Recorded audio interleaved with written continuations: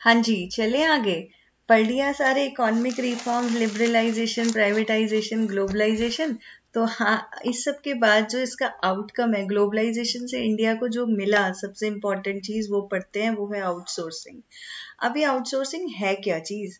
अगर आप बात करो आउटसोर्सिंग की, इसका मतलब है कि जो एक कंपनी अपनी रेगुलर सर्विसेज को हायर करती है किसी एक्सटर्नल रिसोर्स को, यानी वो भी किसी बाहर की कंट्री से, जो कि पहले वो काम पहले खुद ही कर रहे थे। अब उन्हें लगता है कि हमारे यहाँ से जितने में ये काम होता है उससे कम पैसों में हम बाहर किसी कंपनी से ये काम करा सकते हैं। लाइक जो है कंप्यूटर सर्विस, एडवर्टाइजमेंट, कोई कोई इंटरनेट से रिलेटेड काम या कोई लीगल वर्क। तो उन्हें लगता है कि अगर हम इसे बाहर किसी दूसरी एक्सटर्नल कंपनी से कराएं, और अगर वो आपकी कंट्री से भी बाहर की है, तो तब भी हमें उनको सारा फीस, उनके सारे पैसे देने के बाद भी हमारे यहाँ जो जितने में हमें पैसे देने पड़ रहे थे उससे कम देने पड़ते हैं। तो ये जो है किसी एक्सटर्नल रिसोर्स से अपना को हायर करना अपने काम के लिए, वो कहलाता है आउटसोर्सिंग। तो ये हमें कहाँ से मिला कॉन्सेप्ट? ये इम्पॉर्टेंट जो है कॉन्सेप्ट, ये इम्पॉर्टेंट आउटकम था, ये रिजल्ट था ग्लोबलाइजेशन का। ग्लोबलाइजेशन मतलब जब आप पूरी दुनिया के साथ जुड़ गए, हर कॉन्टिनेंट से, हर कंट्री के साथ आपने अपने दरवाजे खोल दिए बिजनेस करने के लिए।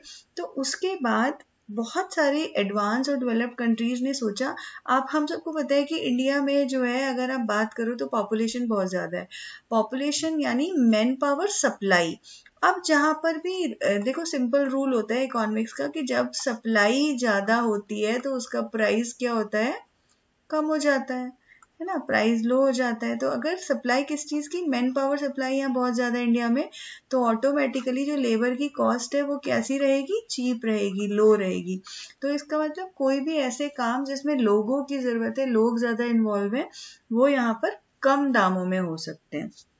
तो आउटसोर्सिंग उसी का एक एग्जाम्पल है। अब जैसे आउटसोर्सिंग है क्या, यहाँ मैंने आपको पहले बताया, लिख भी दिया है, आप एक बार देख लीजिए definition. It is the business practice of hiring a party outside a company to perform service and create goods that traditionally were performed in house by the company's own employee and staff। तो पहले जो काम company के अपने लोग और staff करता था, उस काम के लिए अब इन्होंने किसी बाहर की कंपनी से बात की है, उसे हायर कर लिया कि अब आप हमारे लिए ये काम करोगे। तो basically it's a practice usually undertaken by companies at a cost cutting measure. तो हमारे यहाँ खुद के एम्प्लॉयज से और स्टाफ से काम कराने में वो काम महंगा हो रहा था, तो हमने क्या किया, हमने बाहर वाले कंपनी को हायर कर लिया कि भाई आप हमारे लिए काम कर दो। तो यही काम जो है अब वो हमें इकोनॉमिक पड़ेगा और थोड़ा सा कंपैरेटिवली कम रेट में हो जाएगा। तो यहाँ पर अब जब हम आउटसोर्सिंग के कामों की बात करते हैं तो बहुत तरह के काम जो हैं वो इसमें आ सकते हैं। सबसे पहले कस्टमर सपोर्ट या manufacturing to the back office. तो देखो, इंडिया की अगर आप बात करो तो सबसे ज्यादा अगर आप आउटसोर्सिंग देखो तो हमारे यहाँ बीपीओस खुले हुए हैं या कॉल सेंटर खुले हुए हैं। बीपीओस की अगर को आप क्या कहते हो, बिजनेस, बीपीओस को बिजनेस प्रोसेसेस वहां पे जहाँ कंप्लीट होते हैं, बैक एंड ऑफिसेज होते हैं, ठीक है, और कॉल सेंटर भी कहलाता है ये। तो यहाँ पर क्या होता है कि जो बाहर के देश हैं वो क्या करते हैं, अपने कस्टमर्स को जो है वो उनकी जो क्वेरीज हैं, उनकी कंप्लेंट्स हैं, उनके जो प्रोसेसेस हैं उनको, या वॉइस बेस्ड जितने भी बिजनेस प्रोसेस हैं उनके लिए इंडिया में अपना कॉल सेंटर बना लेते हैं। मतलब वो बैठे कहीं और हैं मगर उनका call centre to attend their customer queries वो इंडिया में है।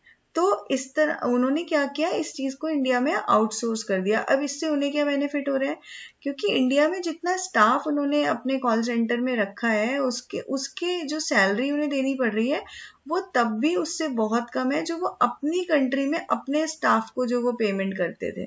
तो उससे बहुत कम में जो है वो आपकी कंट्री में ये काम हो जाता है। अब कॉल सेंटर के अलावा और क्या क्या चीजें हैं, बहुत सारे ऑर्गेनाइजेशंस ने और कंपनीज ने अपने दूसरे तरीके के काम जैसे बैंकिंग सर्विसेज यहाँ पे कर दी, या यहाँ मैंने अगली स्लाइड में आपको कुछ एग्जांपल्स भी दिखाए हैं। तो यहाँ पे मैंने एग्जांपल दिखाया, फिल्म एडिटिंग हो रही है, आउटसोर्स हो गई, यहाँ हम कर रहे हैं। रिकॉर्ड कीपिंग, डिफरेंट तरह के कंपनीज ने अपने ऑफिस खोल दिए कि भैया अपने रिकॉर्ड कीपिंग हम इंडिया में करेंगे। यहाँ पर रिकॉर्ड कीपिंग करने के लिए जितना स्टाफ चाहिए होगा, उसकी मेंटेनेंस, उसकी सैलरी बहुत कम है, इंस्टेड कि हम अपने यहाँ करें। स्पेयर पार्ट्स हम इंडिया में बनवाएंगे।